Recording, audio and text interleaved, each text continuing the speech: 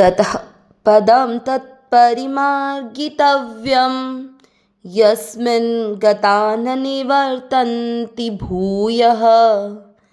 ततः पदं तत्परिमार्गितव्यं यस्मिन् गता न निवर्तन्ति भूयः। तमेव चाद्यं पुरुषं प्रपद्ये यतः प्रवृत्तिः प्रसृता पुराणी।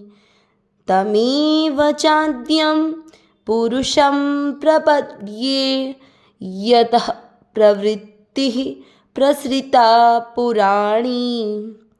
ततः पदं तत्परिमार्गितव्यं यस्मिन् गता न निवर्तन्ति भूयः।